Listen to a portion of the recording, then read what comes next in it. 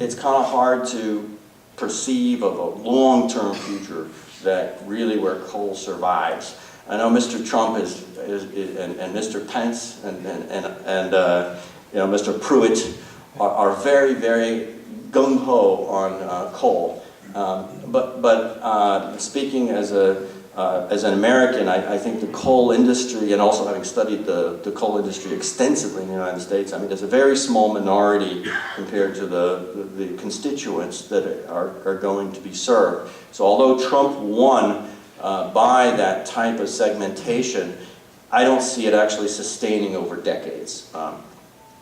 And in addition to that, I don't know how many of you have heard of a professor named Tony Seba at Stanford University, but he recently wrote a very, very astounding and sort of controversial forecast in a book of his, in which he analyzed the decreasing costs of solar, of energy storage, battery storage particularly, and its impact on vehicles and transportation. And he paints a picture of a future in which there's no more driving, basically. And it's not a visionary thing. He's not saying in 2070 or 80 and my grandkids are going to experience this world. No, it's like 10 years. It's like, this is in our lifetimes, because he was looking at the cost of battery storage coming down to a critical level where electric vehicles can actually have a range of 200 or 300 miles. So a very substantial range, and at that point, then they start to replace the conventional gas-powered combustion engines, and at that point, you mix it with the intelligent transportation and the self-driving vehicles, and you no longer have a need for car ownership anymore, because people can randomly sort of call the vehicle when they want to go somewhere. And then his counterpart to that is that he calls these cars are no longer going to be something that's fun to drive. I have a Mazda, and I love driving it. To zoom, zoom, you know, is their motto. And I love to zoom in my RX-8. It's the most fun. In fact, I kind of think it's unfortunate that my kids are learning to drive it, you know, now, but I don't think driving will be that much fun in the future. Except if you feel like doing it somewhere and you can take advantage of the antiquated and obsolete road infrastructure, maybe. But anyway, the decrease of transport as a source of demand, as you realize these efficiencies in the transportation sector, will also have potentially an impact on the demand for oil and gas. So a lot of these factors are very dynamic, which is why sort of everybody's asking these questions now, you know, when? I hear you, but you know, it used to be in the old days you could look and say, well, you know, the long term this, the long term that. And now the question is that everything is accelerating, so when exactly will it happen? Well, here are some graphs. This graph shows the convergence of onshore wind costs compared to combined cycle natural gas-fired utilities. So on the left side, you can see the cost of onshore wind in bands decreasing between 2014, 2015, and 2020 to the point where at some points in the band, onshore wind is competitive in dollars per megawatt hour with combined cycle gas turbine driven plants. In some cases it's not. So it all depends. This varies a lot by country, by technology, by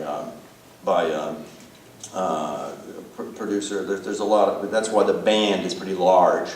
But on the right hand side you see solar PV as well. Interesting factor happening here. Solar was outside of the realm of competitiveness with combined cycle gas turbine technology in 2014 and 2015. But in 2020, you see a big change with this change, a drop in the cost of solar equipment manufacturing and installation and operating and maintenance costs to the point where solar, large-scale solar PV for utility use starts to overlap considerably with some alternate or some conventional power options. Now, so this might set us off on an alarm bell as people take out your notes and say, you know, what am I going to I better start doing something, right? So then you have to consider, when you say, well, when is this going to become a reality for us? You need to consider also the fact that Canada also has this tremendously low, richness in conventional resources, and quite low, lowering costs of capital in exploiting them as well. So shale and tight gas production, continues to increase throughout the oil and gas recession, and natural gas production, especially from tight gas and coal bed methane and shale, it is still projected to increase very dramatically between now and 2040, particularly in the next 10 to 15 years. So it looks from this data as though there is going to be a big change, but the change is somewhat of proportion in terms of how much, what percent of the total is going to be from solar, from wind, and in absolute levels, there's still going to be quite a demand here coming for natural gas, particularly, and from a lot of the tight sources that we're aware of. In addition to this, horizontal drilling and hydraulic fracturing have really changed the available, exploitable, economically viable resource base for oil and gas. This line shows the actual world-proven oil reserves, which, as you can see, between 2000 and 2016 have increased by 60%. So just in terms of, we can get more by doing less, and that's become a reality. Hydraulic fracturing makes up now half of production in the U.S., and unconventional oil production from the Eagle Ford, the Bakken, and the Permian has changed the economics of that business forever. And in addition, we have midstream technologies lowering costs there. Smart pigging, the first three on this list relate to security of midstream, like aerial surveillance vehicles, which are drones, radar and LiDAR, which detects range and topographic resolution, and intrusion detection.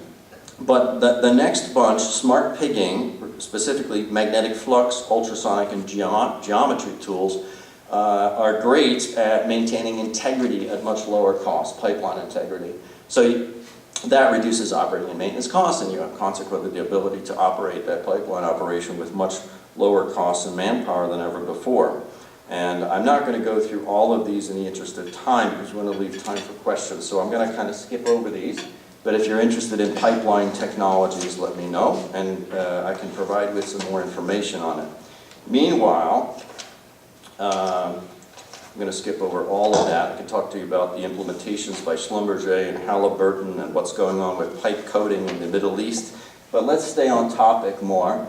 Gas and combined cycle versus utility scale solar PV. Here are some more graphs which show that, curiously enough, European solar PV, which is right here, is right bumping on the line with combined cycle gas turbine prices in Europe, and just a little bit higher than in Asia. And then it's coming down here. And when you look at wind, as I said earlier, it's the cost per megawatt hour, per kilowatt here, is coming down, but is not reaching these benchmark levels of combined cycle plants, even through 2030.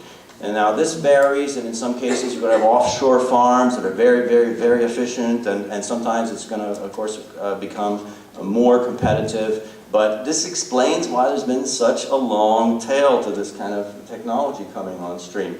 There is a lot of work that needs to get done to try to leverage this cost down.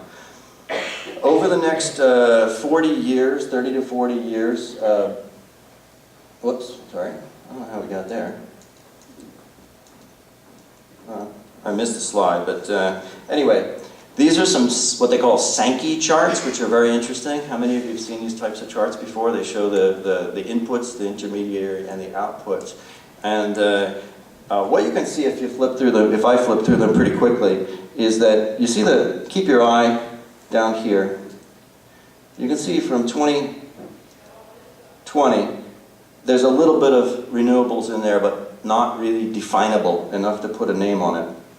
And as you go to 2030, they start to grow. As you go to 2040, they start to be considerable. And as you go to 2050, you can put names on them. And those names are, particularly hydro and concentrated solar power and geothermal. And then that flows through. In this case, you can see that the end use is still growing, or is relatively flat in total, but those are increasing as a percentage, which is kind of what I said. So in 2016, at least as of last year, Canada was on sort of a fast track toward a lot of the renewables. The US and Canada set a goal under Obama for 50% clean power generation by 2025. You ratified the Paris Agreement. There was a commitment to phase out coal-fired generation by 2030. There was joint action on methane emissions under Obama. And then there's climate leadership plan in British Columbia. You have seen a lot of work on major Canadian hydropower projects, especially in British Columbia and Manitoba. There are profiles of some of them here. And you can see those growing a lot. There's a growing list of, there's a growing list of solar projects in Alberta, because sunny Alberta. And some of these are highlighted below here, including the Vulcan Solar Project, the Black Spring Ridge Project with Suncor. These are ongoing as far as I'm aware. And with wind power projects coming down 60%, there are still some compelling wind power projects, particularly in Ontario, Quebec, and Nova Scotia, where you have high wind velocities. So I guess despite the incursion by renewables, conventional power projects, because of getting some lift from low gas prices, low capital costs, lowering equipment costs, and existing gas-fired power generation capacity, which isn't all going away too quickly, we can see that conventional fuels will continue to be a major presence for quite a while. But in the long term, I think the message is, if you're looking at global market factors and you're looking at the long term, renewables are on the rise. We got a big bump from the decrease in solar utility scale solar power costs recently, and it's happening over the next few years as well. The economics will favor renewables in the long run, especially driven by Asian economies of scale of production of a lot of the equipment. And some regulatory relief, particularly maybe some of the Trump policies toward the coal industry and towards the fossil fuel industry, will give a reprieve in some senses to the conventional fuel situation. But I would not expect that to really last for generations or for multiple administrations. We'll see if that outlives the Trump administration. So what this means for conventional producers, the upstream and the midstream particularly, is that if you're not thinking strategically, you need to develop a strategic plan. You need to consider some of this, because the writing is on the wall that some of these, you can look tactically at specific projects and specific cost comparisons, but sort of long term, there needs to be sort of a strategic plan. Now, governments are doing this now. A lot of governments are doing this now under the Paris Accord 5-year plans. The governments of all these 168 ratified countries are working on this. And also certain governments are just completely reviewing their energy portfolio for the future. China just came out with its next Communist Party this week, I think, reviewing its 5-year plan for the future, which will include energy. Saudi Arabia just completely took an axe to its entire industrial infrastructure and demoted the oil company from sort of a royal crown jewel status to more of a supporting administrative function, and so that's done in conjunction with a major plan which they look at to guide them between now and 2030, which is about a you know, 10 to 15 year plan. So there is, we do this for a lot of companies. We have a methodology for going about a strategic plan that of course includes market intelligence and some degree of synergy and fit between the core competencies and where the market might go. And then we craft some options and evaluate those options, and then eventually get the board and the stakeholders on board with some long-term shifts, and then help them achieve some sort of implementation plan and strategy. So I've dumped a lot of information on you, and I hope it has been a good use of your lunch hour. So I'm going to stop right now and take any questions, or hecklers are welcome. I'm going to hide behind Jay Deep. So if you throw tomatoes, I'm not going to get them. Thank you very much.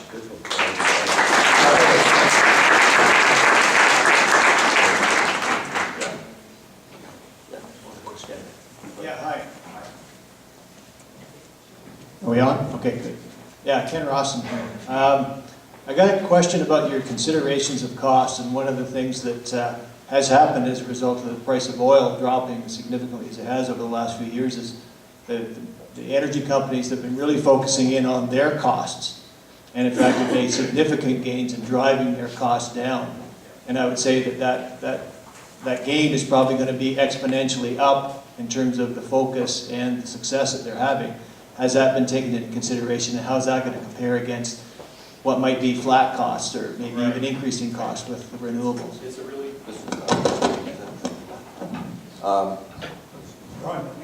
is it on? Okay. Yeah, there we go. So, critical question, and yes, the answer is that's been taken into account in a lot of these estimates. So, as you look at the price of oil and gas that was counted in some of these estimates, yes, they're counting on the lower price of oil and gas. Yes, a lot of companies have achieved tremendous reductions in the cost of their capital and their equipment supply and their services, oil field services. So I know that inside some of our client organizations, we hear these discussions going on about how much they've saved on specific major contracts. And, you know, basically they told, some of the oil companies have told the suppliers, basically, unless, they've just given the suppliers a number and said, unless you meet that, you're out. And it's paid off. So that in some cases, there's been a very, very deep cut in the costs.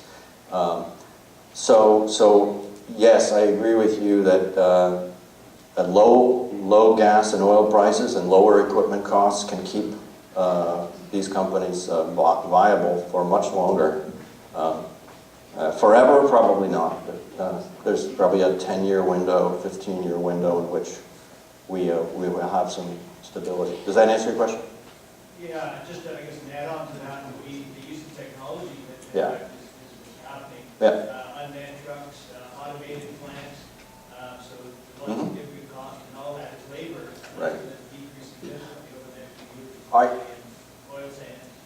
Yeah. Are you talking upstream or midstream? Upstream for the most part. Okay. But yeah.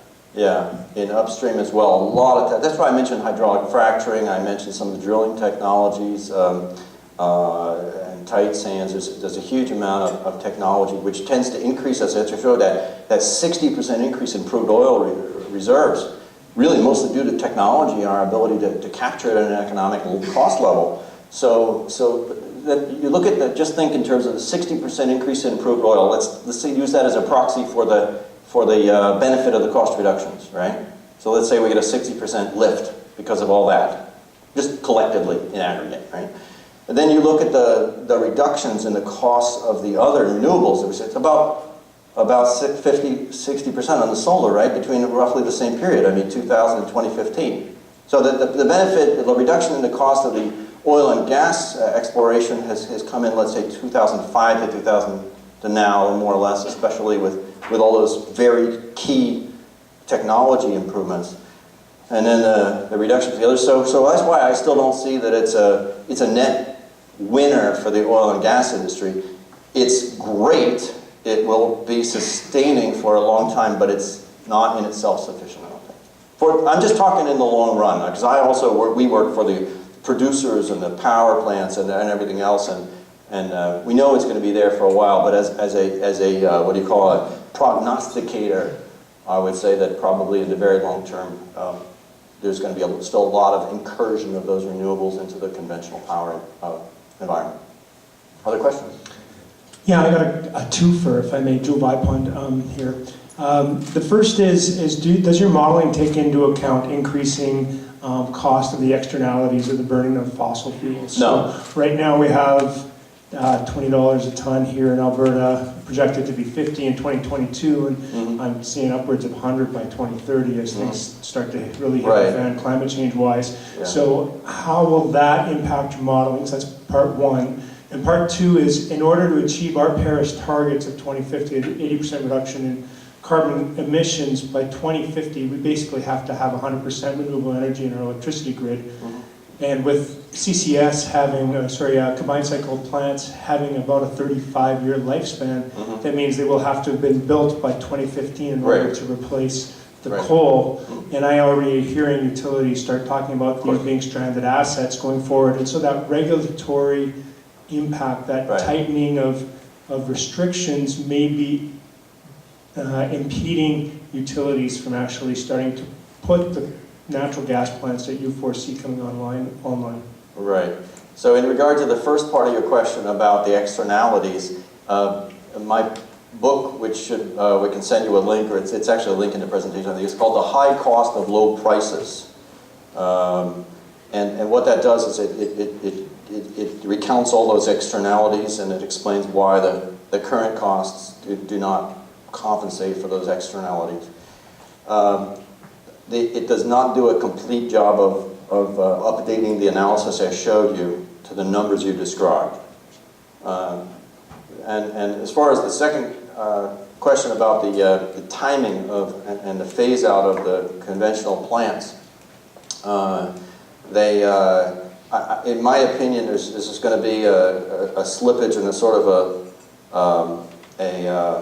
a muddling through, if you will, right? So we have the Paris targets, and everybody will struggle to meet them, and there will be some delays, and in the end, we'll work probably toward them, but not achieve them on schedule, and That's a bad bet. That's a bad bet? Well, I would argue that as the Harveys and the Irmas and the California's on fire and the Southern Alberta's on fire get worse, the regulatory restrictions will become tighter rather than looser. I think we'll be forced. Yeah, That's your bet and my bet. Yeah? Okay. How much do you want to put on it? I have only Saudi riyals. Yes. I'd like to challenge some of your contentions. First of all, British Petroleum and the US EIA forecast that oil and gas and coal, conventional power, will continue to rise for the next 20, 50 years. And even though there's a growth in renewables, renewables presently only provide 2% of the world power, and about 90%, 89% is provided by conventional fuels. And when you look at the possibility of trying to replace oil and gas and coal with renewables, first of all renewables are made from huge quantities of oil and gas and coal, so that would only boost that market. And secondly, when you're trying to replace it, you're talking about intermittent, unreliable power that must be backed up 24/7 by either hydro, nuclear, or CCGT. And as far as electric cars go, electric cars presently are 0.4% of the world market of cars, so it's highly unlikely that they will be replaced in the next 20, 30 years, because also there's not enough rare earth materials to make the batteries, and you would have huge lineups for days trying to recharge your car, and you also have to redo the entire transmission line and distribution line to carry the load for all those extra electrical cars. It costs hundreds of trillions of dollars. So that's my view. That's good. Okay, so thank you for the thorough rebuttal with every slide that I presented. I don't know where to start to try to refute or rebuttal. I think, to begin with, I don't think you've contradicted a lot of what I said, because one of the points that I came back and tried to say a couple times is that a lot of the things that I talked about were percentages of renewables increasing rather than absolute renewables. Look at this chart again, the first chart. So you see that the renewables is increasing here substantially. Oil and gas between this purple shade and this declining purple shade and this wedge coming in here is not declining in absolute. So what you're seeing is a big change in the proportion, but the world energy requirements are growing so much, of course, over time that conventional power won't go away, or conventional oil and gas power transport won't go away. But in regard to a lot of the other comments about battery technology, intermittent power, and things like that, we just finished a big battery storage study. And you have Elon Musk and others, who, by the way, is a Wharton grad, coming up with plans at the municipal level and for small countries to serve the power grids. There's a lot of capital behind that, and I would challenge your sort of premise that it's such a small share today to grow it would require trillions of dollars and stuff like that, because we are going to see a huge amount of scale economies and changes happening over time. I would think that some of this change, especially with the regulatory mandates that are there, it's not going to be an option really just to continue business as usual.